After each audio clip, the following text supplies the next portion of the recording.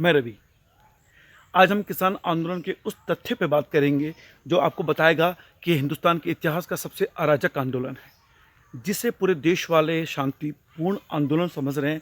दरअसल वो हिंदुस्तान का सबसे अराजक आंदोलन है। पर उससे पहले आपको बताता हूँ, इस बरसीन के खेत में बैठा ये पुतला क्यों लगाया जाता है। आपको पता है, किसान अपनी फसलों की रक्षा करने के लिए आवारा जानवरों से, जंगली जानवरों से, उड़ते पंछियों से अपनी फसलों को बचाने के लिए वह ऐसे पुतले लगाता है अपने खेतों में।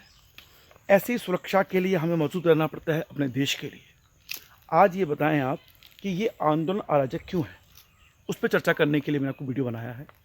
आप जानते हैं 5 से 6 बॉर्डर पे किसान बैठे हुए हैं, और अभी जानते हैं किसान नहीं है, ये आड़ती हैं, ये राजनीतिक दलों के कार्यकर्ता हैं। ये देश को अस्थिर करने वाले ऐसे लोग हैं जो मासूम किसानों के नाम पे आंदोलन कर रहे हैं, मासूम किसानों को भड़का के, उनको बहका के आंदोलन कर रहे हैं ताकि उनकी आड़ पे अपनी राजनीतिक रोटियां सेक सकें, देश में छवि बर्बाद कर सकें देश की। आप Chilla border, Tikri border, Singhu border, Ghazipur border, ऐसे बॉर्डरों पे ये किसान जो कथित किसान हैं ये आके बैठ गए हैं, तो आपको लगता है शांति से बैठे हुए हैं, सरकार इनको जानबूझ के यहाँ बैठने दे रही है। आप ये बताएं, इन बॉर्डर पे बैठे हुए आवागमन ठप है, इंडस्ट्रियाँ को बहुत नुकसान, उद्योगों को बड़ा नुकसान है। आप जाएंगे दिल्ली एक के आसपास के क्षेत्र हैं, आप ये समझिए वहाँ इंडस्ट्रियों का हब है। यहाँ के नागरिक जो दिल्ली के लोग वहाँ नौकरी करने जाते हैं, वहाँ के लोग दिल्ली नौकरी करने आते हैं, वो बड़े परेशान हैं बेचारे। वो इतना परेशान हो गए हैं कि उनका जो पेट्रोल, समझ लीजिए कि 1 लीटर पेट्रोल लगता था, अब वो 4-4, 5-5 लीटर पेट्रोल लगता है। समय अलग खर्च हो रहा है। इस कारण से कई इंडस्ट्री ठप पड़ चुकी हैं, यानी करोड़ों रुपए का नुकसान हो रहा है डेली। तो क्या आप इसे अराजक आंदोलन नहीं कहेंगे? क्या आपको लगता है कि जब कहीं हिंसा होगी तो ही अराजक आंदोलन होता है? अब हिंसा इसलिए नहीं हो पा रही है क्योंकि सरकार ने बहुत संयम बरता हुआ है। सरकार समझती है कि संवेदनशील मुद्दा है, और इस समय किसानों की भावनाओं को भड़का के, खासकर सिखों की भावनाओं को भड़का के ऐसे मोड़ पे ले आए हैं। आप देखते होंगे अक्सर सोशल मीडिया में चलता आ रहा है कि भक्तों ने पढ़ाई की थी मुसलमानों पे, सिख आ गए, किसान आ गए। दरअसल शाहीन बाग के बाद जिस तरह से इसका आंदोलन असफल हुआ, उस असफलता से बोराए इन लोगों को किसानों के रूप में, सिखों के रूप में एक एजेंडा मिल गया, और ये बताना चाहते हैं कि अगर ये चाहते हैं कि अगर यहाँ हिंसा हुई, जिसके लिए ये तैयार बैठे हैं हिंसा करने के लिए। आप ये बताएं, 5 बॉर्डर सील कर दिए गए हैं। इन 5 बॉर्डर को सील करने पे सरकार का संयम अगर जवाब दे जाए, अगर इनको जबरदस्ती लाठीचार्ज करके इनको बॉर्डर से हटाने की कोशिश की जाए, तो आप जानते हैं कितना बड़ा दंगा हो सकता है। देश में जिस तरह से सिख और हिंदू बनाम करने की कोशिश की जा रही है, उसको एक बल मिल सकता है। अंतर्राष्ट्रीय स्तर पर छवि कोशिश की जा सकती है कि हिंदुस्तान को हिंदू राष्ट्र बनाने की कोशिश की जा रही है। इस क्रम में पहले मुसलमानों को सीए के नाम पे डराया धमकाया गया, और अब ये सिखों को किसानों के नाम पे हत्याएं कर रहे हैं, उनके हिंसा बल प्रयोग कर रहे हैं। इस तरह की साजिशें रची जा रही हैं, और ये मासूम किसान जो वहाँ बैठे हुए हैं आड़तियों के कहने पे, राजनीतिक दलों के नाम पे, शाहीन बाग जैसे षड्यंत्रकारियों के लिए, वो नहीं समझ पा रहे। इसलिए यह आंदोलन सबसे अराजक आंदोलन है। आपको मालूम होगा कि कांग्रेस के राज में, यानी यूपीए के शासन में, रामदेव ने जंतर मंतर पे आंदोलन किया था, और बाकायदा पंडाल लगा के साइड में, यानी आम पब्लिक को कोई नुकसान नहीं था। रातों रात गृह मंत्री चिदम्बरम ने वहाँ बल प्रयोग किया, और उस पंडाल को खाली करा के रामदेव को सलवार पहन के भागना पड़ा, नहीं तो उस दिन रामदेव की हत्या हो जाती। क्या इतनी हिम्मत है मोदी सरकार की कि वो ऐसा काम करे? इसलिए नहीं कर सकती मोदी सरकार क्योंकि अंतर्राष्ट्रीय स्तर पे इस समय सिखों को लाया गया है सामने, और जो वास्तव में जो मासूम सिख हैं वो भावनाओं में बह रहे हैं। अब मेरे इलाके के, जो मैं उत्तराखंड का रहने वाला हूँ, उत्तराखंड का जो सिख समुदाय है वो किसानों के नाम पे नहीं, वो सिखों के नाम पे कोशिश करता है कि वो उस आंदोलन में शामिल हो। मैं इसलिए कह रहा हूँ, जब ये बिल पारित हुआ था, कृषि बिल, ये जून में पारित हुआ था, और जून से पारित हुआ, जून से ही वहाँ विरोध चल रहा है। हमारे प्रदेश के जो सिख किसान हैं उन्होंने कोई विरोध नहीं किया। इन्हें पता तब चला जब ये बॉर्डर पे आ गए, और जब इन्हें पता ये सारे पंजाब के सिख हैं, तो इन्होंने कोशिश की कि वहाँ जाके इस तरह की हरकतें करें, अपने पास अपने समुदाय, अपने पिंड का कर चुकाने के लिए ये सिखों का साथ दें। यानी कि इस तरह से सिख बनाम हिंदू कर दिया गया, सिख बनाम सरकार कर दिया गया। इसलिए सरकार इस मुद्दे की संवेदनशीलता को समझ रही है, संयम से काम ले रही है। अब आपको मैं उदाहरण बताता हूँ।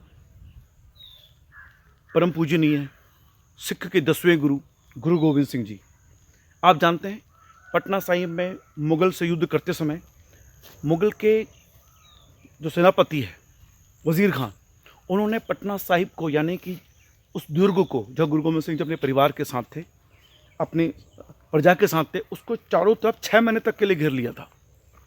यानी कि कोई भी बंदा उस राज्य से बाहर नहीं जा सकता था और कोई बंदा अंदर नहीं आ सकता था। वो इसलिए कि इन गुरु गोविंद सिंह जी को थक हार के बाहर निकलना पड़ेगा, जब सारा खाना सारा रसद बर्बाद हो जाएगी। और इस तरह से उन्होंने पूरे चारों तरफ से पटना साहिब को घेर लिया था। गुरु गोविंद सिंह जी जैसे महान, उन्होंने जब 6 महीने सारा राशन ख़त्म हो गया था तो उन्होंने चुपके से बाहर निकले और चमकौर का युद्ध लड़ा गया। उस पर कभी हम और चर्चा करेंगे। आपको पता होगा उस युद्ध में 10 लाख सैनिकों को सिर्फ 43 सिख वीरों ने जान से मार दिया था। तो इस ऐसी शहादत को हम याद कर रहे हैं, इसलिए याद कर रहे हैं क्योंकि वही शैली आज अपनाई जा रही है। बॉर्डर को पूरा जाम करके उस अराजकता की कोशिश की जा रही है ताकि सरकार हम इंडस्ट्री ठप कर दें, सरकार अपना संयम खोए और बल प्रयोग करे और इस तरह से सिखों को सरकार से लड़ाया जाए और अंतर्राष्ट्रीय स्तर पे सिख बनाम सरकार बनाया जाए, सिख बनाम हिंदू बनाया जाए और अंतर्राष्ट्रीय स्तर पे इस तरह की चीज़ें की जाएं कि ये कहा जाए कि हिंदुस्तान सिर्फ हिंदुओं के लिए सुरक्षित है, यहाँ ना मुसलमान खुश है न यहाँ सिख खुश है।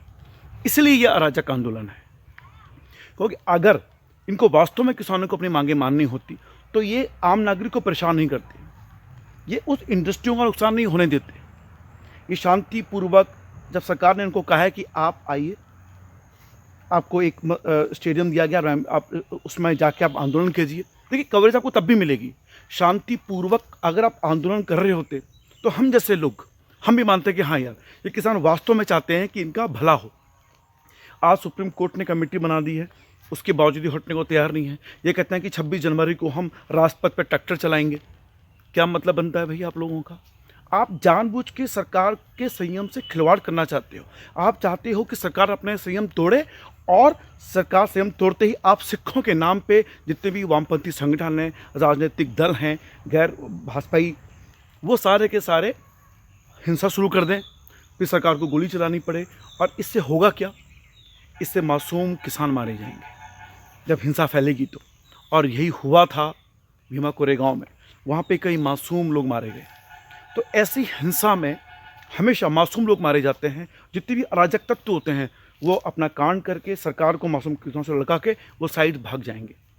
इसलिए ये अराजक आंदोलन है। और ये मासूम किसान जो इन आड़तियों की आड़ में, इन वामपंथी संगठनों की आड़ में, इन गैर भाजपाई राजनीतिक दलों के बहकाव में आकर बैठे हुए हैं, वो ये नहीं जानते कि वो अप्रत्यक्ष रूप से यानी परोक्ष रूप से कहीं ना कहीं ऐसे माओवादी संगठनों का साथ दे रहे हैं, ऐसे देशद्रोही ताकतों का साथ दे रहे हैं जिनके मंसूबे शाहीन बाग के नाम पे सफल नहीं हो पाए। इसीलिए मैं कहता हूँ ये अराजक आंदोलन है हिंदुस्तान का सबसे बड़ा। अगर आज की तारीख में सरकार ज़बरदस्ती इनको वहाँ से उठाने की कोशिश करे ताकि बॉर्डर खोल दिए जाए, तो मैं आपको लिख के गारंटी दे रहा हूँ हिंसा का दौर उसी दिन से शुरू हो जाएगा। और सरकार इस बात को समझती है, इससे सरकार करोड़ों रुपये का नुकसान रोज़ झेल रही है। अरबों रुपए की संपत्ति का जो नुकसान अब परोक्ष रूप से हो चुका है उसको झेल रही है। परेशान है आम नागरिक, आम जनता परेशान है इस आंदोलन से। आपको लगता होगा कि शांतिपूर्वक आंदोलन है, पर शांतिपूर्ण आंदोलन नहीं है। इसका उदाहरण आपने देखा जब जियो के टावरों को तोड़ा गया। आप बताएं इस आंदोलन में जियो के टावर को तोड़ने का नुकसान किससे, इसका फ़ायदा किसको हुआ? यानी कि आप, और दूसरा एक चीज़ और है, इस आंदोलन की आड़ में पतंजलि का भी विरोध हो रहा है, बाबा रामदेव का विरोध हो रहा है। भाई बाबा रामदेव का विरोध क्यों है? बाबा रामदेव सरकार तो नहीं है, बाबा रामदेव सरकार का संगठन तो नहीं है, तो आप बाबा रामदेव का विरोध क्यों कर रहे हो? आप पतंजलि के प्रोडक्ट का क्यों विरोध कर रहे हो? यानी आप उन लोगों के झांसे में आ रहे हो जो चाहते हैं कि स्वदेशी चीज़ें ठप हो जाएं, चाइनीज़ माल, चाइनीज विदेशी का प्रभुत्व यहाँ पे बना रहे। यानी सीधे सीधे आप वामपंथी संगठनों के हाथों में खेल रहे हो।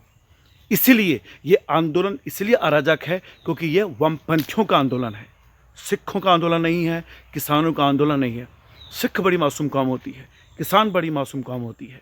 ये इनके बहकाव में आ गए हैं इस समय। इसलिए मेरा विनम्र निवेदन है मेरे सिख भाइयों से, मेरे किसान भाइयों से, अगर आपको आंदोलन वास्तव में करना है तो आप बॉर्डर खोल दीजिए।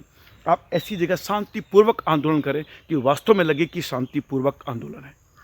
आप जानते हैं शाहीन बाग में भी, और आपने सुना होगा शर्जील इमाम के भाषणों में यही कहा गया कि आप सड़कें ब्लॉक कर दीजिए, जब लोग परेशान होंगे सरकार को बल प्रयोग करना पड़ेगा और तब होगा हिंसा का दौर शुरू। और आज वही स्थिति की जा रही है। तो अगर ये आंदोलन आज शांतिपूर्व आंदोलन आपको दिखाई दे रहा है, वो सिर्फ मोदी सरकार के संयम के कारण आपको दिखाई दे रहा है। अगर यूपीए की सरकार के पी चिदम्बरम जो गृह मंत्री थे, उनकी तरह अगर रातों रात जिस तरह से रामदेव के पंडाल पे कुचला गया, एक औरत की मार दी गई, हत्या कहेंगे उसे हम, रामदेव की हत्या करने की कोशिश की गई थी, आंदोलन को कुचलने की कोशिश की गई थी, रैपिड आरएफ को वहाँ बुलाया गया था। अगर बीजेपी सरकार, मोदी सरकार चाहे तो कर सकती है, पर मोदी सरकार ऐसा नहीं करेगी, क्योंकि वो जानती है कि इस आंदोलन की अराजकता सिद्ध हो जाएगी जो वामपंथी संगठन चाहते हैं। इसलिए मोदी सरकार अपने सिख भाइयों, अपने किसान भाइयों की सुरक्षा की जिम्मेदारी लेते हुए इन करोड़ों रुपए के जो रोज़ घाटा हो रहा है उसे सहने को तैयार है। और उन लोगों को भी धन्यवाद देना चाहता हूँ जो रोज़ इस आंदोलन के आड़ के कारण परेशान हो रहे हैं। उन उद्योगपतियों को मैं सम्मान देना चाहता हूँ, छोटे छोटे उद्योगपति जो बिजनेस बनाए बैठे हैं, उनको करोड़ों रुपए का नुकसान हो रहा है।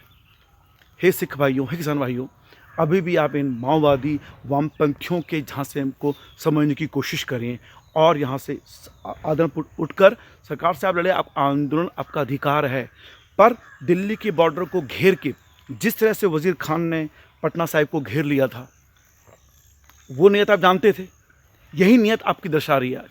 तो माओवादियों की चाल में मत आइए। जय भारत, जय हिंद, जय किसान, जय सिख।